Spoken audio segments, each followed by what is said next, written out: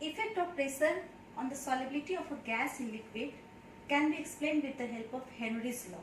Henry law की help से इसको एक्सप्लेन कर सकते हैं. इन वन वर्ड अगर हम समझना चाहें तो हम कह सकते हैं कि if the pressure increases the solubility of a gas in a particular liquid increases. अगर हम प्रेशर को बढ़ाएंगे किसी गैस का, जितना ज़्यादा उसको कंप्रेस करेंगे उस गैस की सॉलिबिलिटी उतनी ही ज़्यादा किसी लिक्विड में बढ़ेगी. आपने पढ़ा है कि प्रेशर बढ़ाने पर गैसेस हाईली कंप्रेसिबल होते हैं, तो प्रेस करेंगे तो वो कंप्रेसिबल होंगे, इजीली लिक्विफाइबल होंगे और वो आसानी से गैस में जाकर के उसमें सॉल्युबल हो जाएंगे.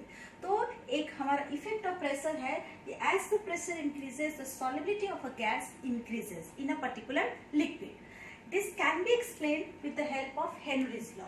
इफेक्ट ऑफ प्रेशर को बताने के लिए हेनरी ने एक लॉ दिया. एक्चुअली ये लॉ एक क्वांटिटेटिव रिलेशनशिप बताता है कि कितना प्रेशर बढ़ाने पर क्या उसकी सॉलिबिलिटी होगी. मतलब this gives a quantitative relationship between the pressure and the amount of gas soluble. You will say solubility of the gas, उसके बीच के क्वांटिटेटिव रिलेशनशिप को जो लॉ बताता है that is called Henrys law. What is Henry's law? Henry's law को हम explain कर सकते हैं इन द स्टेटमेंट. हम इसको बता सकते हैं the solubility of a gas in a liquid is directly proportional to the pressure of the gas over the solution. It means कि किसी गैस की सॉलिबिलिटी किसी भी लिक्विड में डायरेक्टली प्रोपोर्शनेट होती है उस गैस के प्रेशर पर जो उस सॉल्यूशन पर एक्सर्ट कर रहा है. जितना ज्यादा प्रेशर के साथ गैस अप्लाइड होगा उतना ही ज्यादा वो उसमें डिसॉल्व करेगा, उतना ही हाईली सॉल्युबल होगा. इस स्टेटमेंट को हम लोग मैथमेटिकली एक्सप्रेस कर सकते हैं. M is directly proportional to P, where M is the amount of gas dissolved and P is the pressure of that gas. Okay? इसको हम सिंप्लीफाई कर, इसको हम ऐसे कह सकते हैं कि M is equal to K into P, where K is proportionality constant. यहाँ पर K जो है वो proportionality constant को है.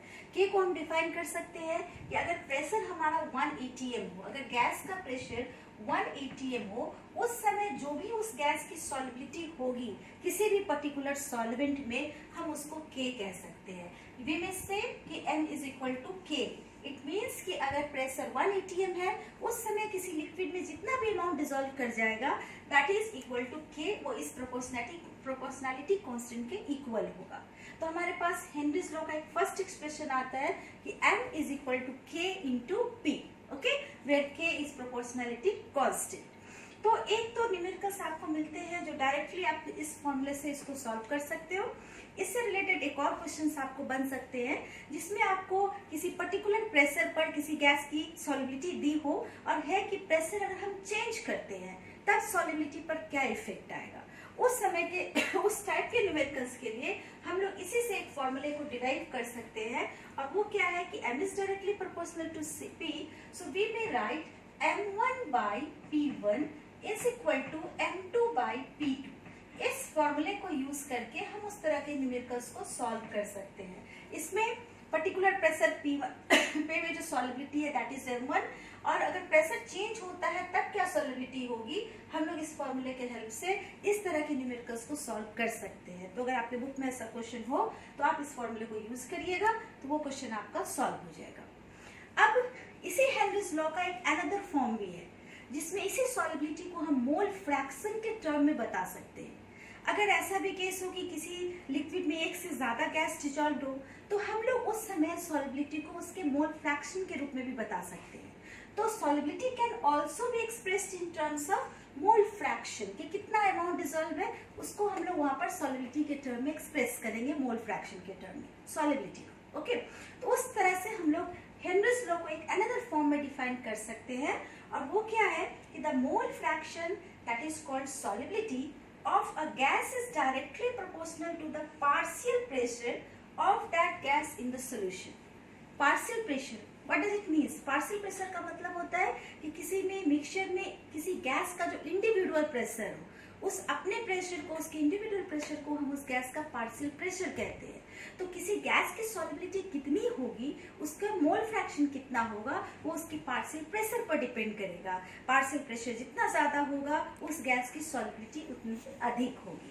इसको हम लोग मैथमेटिकली कैसे एक्सप्रेस करते हैं वो मैं आपको बताती हूँ. Okay, Henry's law can be mathematically written as partial pressure is directly proportional to mole fraction. That is, P is directly proportional to chi, mole fraction. Okay? It can also be written as P is equal to Kh into chi, where P is partial pressure of the gas, K is Kh. In fact, this is Kh.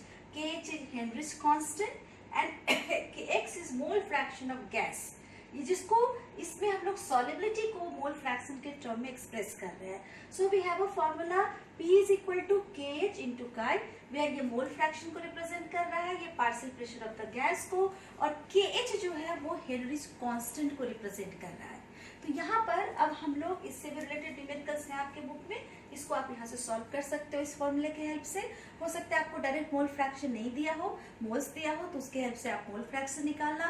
Mole fraction का formula आपने last class में सीखा है, तो उसके help से आप इसके क्वेश्चंस को सॉल्व कर सकते हो. ओके, नाउ 1 मार्क्स का एक और इम्पोर्टेंट क्वेश्चन है आपके इसमें कि what is the significance of के. केज का सिग्निफिकेंस क्या है, इसको अब हम लोग देखते हैं. अगर आप इस फॉर्मूले को थोड़ा रीअरेंज करो तो आप जो solubility that is mole fraction that is equal to 1 by kh into p, इसी फॉर्मूले को हमने रीअरेंज किया है. This is 1 by kh into p. So we may say that solubility is inversely proportional to kh, or you may say कि larger is the value of kh, lesser will be the solubility of the gas. इस पर question है आपके पास कि जैसे दो gas है आपको दिए हुए गैसेस जिनका केज का वैल्यू दिया हुआ है और आपको कंपेयर करना है कि which one gas is more soluble. तो ये ऑब्जेक्टिव क्वेश्चन है, तो इसके लिए याद रखिएगा जिस गैस के केज का वैल्यू जितना हाई होगा उसकी सॉल्युबिलिटी उतनी ही कम होगी. ओके, और ये जो वैल्यू है KH का वो दो फैक्टर्स पर डिपेंड करता है. नेचर ऑफ द गैस, मतलब अलग अलग गैस के लिए केज का वैल्यू अलग है, कांस्टेंट है, but this is significant constant, specific constant है. ये अलग अलग गैसेस के लिए केज का वैल्यू अलग होगा. और साथ में ये डिपेंड करेगा टेम्परेचर पर.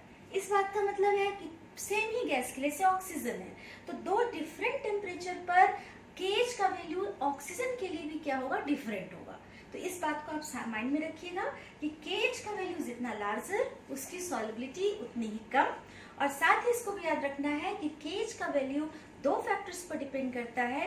First solubility, first nature of the gas, कौन सा गैस लिया, नाइट्रोजन लिया है कि हाइड्रोजन लिया है कि हीलियम लिया, उस पर डिपेंड करेगा. और दूसरा टेम्परेचर पर कि आप उस पर्टिकुलर गैस का किस टेम्परेचर पर आप उसकी सॉल्युबिलिटी देख रहे हो, उसका केज का वैल्यू देख रहे हो. ठीक है, इसको कुछ फिगर से, कुछ एग्जाम्पल से इस टॉपिक को मैं एक्सप्लेन करती हूँ. इस टेबल के जरिए हम लोग KH के डिफरेंट वैल्यूज को समझ सकते हैं. अभी मैंने आपको बताया कि KH जो है वो दो फैक्टर्स पर डिपेंड करता है, नेचर ऑफ द गैस और टेम्परेचर. जैसे इस चार्ट से, ये बुक से ही आपका चार्ट है, इस चार्ट के वैल्यू से आप जान सकते हो कि सॉल्युबिलिटी कैसे डिपेंड करता है केज पर, या केज का वैल्यू जो है वो कैसे डिपेंड कर रहा है गैस के नेचर पर और टेम्परेचर पर. जैसे आप देखिए सेम टेम्परेचर हमने रखा है 293, 293, 293. सेम टेम्परेचर पर अगर आप चेक करो तो हीलियम, नाइट्रोजन एंड ऑक्सीजन, इन सब के केज के वैल्यू देखिए आपको डिफरेंट है. इन केज के वैल्यू के बेसिस पर आप ये समझ सकते हो कि इन सारी गैसेस में अगर सेम टेम्परेचर पर हम बात करें तो सबसे ज्यादा सॉल्युबिलिटी ऑक्सीजन की है, उससे कम सॉल्युबिलिटी आपको नाइट्रोजन की है, और इन तीनों में सबसे कम सॉल्युबिलिटी किसकी है, हीलियम की है. तो अगर आपको ऐसा क्वेश्चन आता है कि दो गैसेज है जिसका केज का वैल्यू दिया है या ऑब्जेक्टिव में 4 दी है, तो जिसपे सबसे कम केज का वैल्यू होगा उसकी सॉल्युबिलिटी सबसे ज्यादा होगी. इसी चार्ट से आप एक चीज ये भी देख सकते हो, जैसे हमने सेम गैस कंसीडर किया, इसमें देखिए दो ऑक्सीजन गैस ही है, बट अलग अलग टेम्परेचर पर जब हमने इसका केज का वैल्यू चेक किया तो हमने देखा कि जब टेम्परेचर हमारा राइज किया है तो आप देख रहे हो कि केज का वैल्यू भी क्या हो गया, बढ़ गया है. अभी आप इसको इस पॉइंट से कोरिलेट करो, जब भी मैंने जस्ट बताया कि जब हम टेम्परेचर इंक्रीज करते हैं तो गैस की सॉल्युबिलिटी घट जाती है. आप इससे भी इस चीज को यहाँ से वेरीफाई कर सकते हो कि जब हमने टेम्परेचर बढ़ाया तो आप देखो कि केज का वैल्यू इंक्रीज कर दिया. इट मीन्स हायर टेम्परेचर पर केज वैल्यू ज्यादा है. It represents that the solubility of the gas at higher temperature is lower, वो कम जाएगी सॉल्युबिलिटी. तो ये this is the significance of KH. ये केज का सिग्निफिकेंस है किसी गैस की सॉल्युबिलिटी को समझने के लिए. Okay, now we have limitations of Henry's law. इस हेनरीज लॉ के भी कुछ लिमिटेशंस है, जैसे कि हेनरीज लॉ गैस फॉलोड होने के लिए जरूरी है कि the pressure should not be too high, pressure बहुत ज्यादा नहीं होना चाहिए, temperature should not be too low, temperature बहुत कम नहीं होना चाहिए, and the gas should not undergo any chemical change. जब आप गैस को डाल रहे हो, सॉल्युबल करा रहे हो, तो उसमें किसी तरह का केमिकल चेंज नहीं आना चाहिए, ना उनमें एसोसिएशन होना चाहिए, ना डिसोसिएशन होना चाहिए। इन सब केसेस में फिर हेनरीज लॉ वैलिड नहीं रहता है। तो ये सब है हमारे हेनरीज लॉ के लिमिटेशंस। ये भी आपके 1 मार्क्स के लिए क्वेश्चन आता है, what are the limitations of Henry's law, जिसमें आप मेंशन कर सकते हो कि प्रेशर बहुत ज्यादा नहीं होना चाहिए, टेम्परेचर बहुत लो नहीं होना चाहिए, और साथ ही जो गैस हम यूज कर रहे हैं उस गैस का कोई किसी तरह का केमिकल चेंज नहीं होना चाहिए, उसमें एसोसिएशन या डिसोसिएशन नहीं होना चाहिए। One more important question related to Henry's law is what are the applications of Henry's law. Applications क्या है हेनरीज लॉ का, तो इसको समझने के लिए अभी हम कुछ एग्जांपल्स देते हैं जो बहुत ही कॉमन है, हमारे डेली लाइफ की है, जिसमें हम हेनरीज लॉ को देख सकते हैं। These are the applications of Henry's law. Okay, now the topic is applications of Henry's law. Henry's law का एप्लीकेशंस क्या क्या है, तो बहुत ही कॉमन एप्लीकेशंस है हेनरीज लॉ के, जिसको हम देख सकते हैं। That is in making carbonated beverages, in the deep sea diving by scuba divers and for climbers at high altitude। ये 3 बेसिक रीजन से एरिया है जिसमें हम लोग बहुत यूज करते हैं हेनरीज लॉ को। ऐसे और भी बहुत सारे कॉमन एग्जांपल्स हैं। जैसे फर्स्ट वन हमने लिखा है मेकिंग कार्बोनेटेड बेवरेज, जो भी सॉफ्ट ड्रिंक्स बनते हैं उन सब में CO2 गैस जो है वो बहुत हाई प्रेशर पर उसमें डिजोल्व कराया रहता है।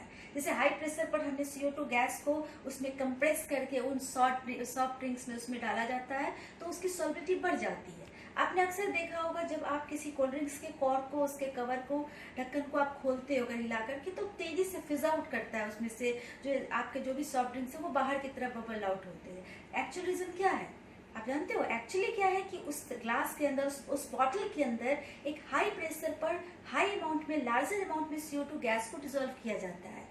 एज द टाइम, जैसे ही आप उसका कॉर्क खोलते हो, उस गैस का प्रेशर अचानक से घटकर आपके एटमॉस्फेरिक प्रेशर के बराबर हो जाता है। चूंकि there is sudden decrease in pressure अचानक से तेजी से घटता है, तो गैस की सॉल्युबिलिटी भी घटेगी, और जिस कारण से कोल्ड ड्रिंक्स के जो भी है आप देखते हो उसमें से CO2 तेजी से निकलता है, जिसके कारण आप कहते हैं फिज आउट कर गया, बाहर की तरफ वो निकल गया। तो ये सिंपल सा आपको हेनरीज लॉ पर बेस्ड है कि चूंकि प्रेशर घटा, सॉल्युबिलिटी घटी, सो दैट वो स्प्लिट आउट कर जाता है CO2 के साथ, आप जब अचानक से किसी सॉफ्ट ड्रिंक्स के बोतल को खोलते हो। ओके, दूसरा है जिसमें आप इसको यूज करते हो in the deep sea diving of scuba divers. ये भी एक बहुत इंपॉर्टेंट यूज है हेनरीज लॉ का। जो हमारे स्कूबा डाइवर्स होते हैं, जो सीप में बहुत अंदर तक जाकर डाइविंग करते हैं सी में, उनके साथ क्या प्रॉब्लम आती है? बेंडिंग की प्रॉब्लम आती है। बेंडिंग क्या है? जैसे जैसे आप अंदर जा रहे हो, सी के अंदर गया कोई डाइवर, तो वहां पर प्रेशर बढ़ेगा। प्रेशर बढ़ने के कारण जो हमारे वाटर में जो प्रेशर बढ़ने के कारण वाटर के अंदर हमारे ब्लड वेसल्स में गैस का, जैसे एयर है उसमें ऑक्सीजन और नाइट्रोजन प्रेजेंट है, तो वो तेजी से आपके ब्लड में डिजोल्व करेगा, सॉल्युबिलिटी बढ़ जाएगी। और जब हाई अमाउंट में नाइट्रोजन और ऑक्सीजन हमारे ब्लड वेसल्स के अंदर क्या होते हैं, सॉल्युबल हो जाते हैं, उसके अंदर चले जाते हैं। जब कोई स्कूबा डाइवर्स अचानक से सी लेवल पर आता है, ऊपर आता है ना, तो all of a sudden pressure decrease करता है। जब प्रेशर डिक्रीज करेगा तो जो गैसेस, जैसे नाइट्रोजन गैस है, ऑक्सीजन तो कंज्यूम्ड हो गया डिफरेंट माइक्रो बायोलॉजिकल वर्क में, बट नाइट्रोजन जो है वो नहीं सेल्स में वो रहता है। अब जैसे ही आप प्रेशर रिलीज करोगे, आप सरफेस पर आओगे, प्रेशर डिक्रीज करेगा, तो ऑल ऑफ अ सडन वो जो डिजॉल्व नाइट्रोजन है आपके ब्लड वेसल्स में, वो अचानक से बाहर आने की कोशिश करता है, बाहर आने लगते हैं, बबल आउट होने लगते हैं, जिसके कारण एक तेज पेन फील होता है डाइवर्स को, जिसको हम बेंडिंग कहते हैं। तो इस प्रॉब्लम को दूर करने के लिए क्या करते हैं कि जो गैस सिलेंडर डाइवर्स लेकर के स्कूबा डाइवर्स जाते हैं, उसमें हम लोग नाइट्रोजन को लेस सॉल्युबल हीलियम गैस से रिप्लेस करते हैं, सर्टेन अमाउंट को, उसका कॉम्पोजिशन चेंज कर देते हैं। उसमें हम लोग नाइट्रोजन के परसेंटेज को घटाकर हीलियम गैस यूज करते हैं, और तब उस सिलेंडर को स्कूबा डाइवर्स यूज करते हैं। इसका पर्पस क्या है? पर्पस ये है कि नाइट्रोजन के कॉम्पैरेटिवली हीलियम की सॉल्युबिलिटी कम है, तो हाई प्रेशर पर भी कम अमाउंट में हीलियम ब्लड वेसल्स में डिजोल्व करता है, जिसके कारण ये बेंडिंग की प्रॉब्लम जो है उसको नहीं हो पाती है। बेंडिंग की प्रॉब्लम से स्कूबा डाइवर्स बच जाते हैं। तीसरा जो स्कूबा इसका हेनरी लॉ का एप्लीकेशन है for climbers at high altitude. ये भी आपने कॉमन ऑब्जर्व किया होगा, पढ़ा होगा आपने। जो माउंटेनियर्स होते हैं जो पहाड़ पर ऊपर चढ़ते हैं, उनके साथ प्रॉब्लम आती है, उनका सफोकेशन फील होता है, सांस लेने में दिक्कत होती है। तो उसका रीजन क्या है कि हाई एल्टीट्यूड पे प्रेशर कम होता है।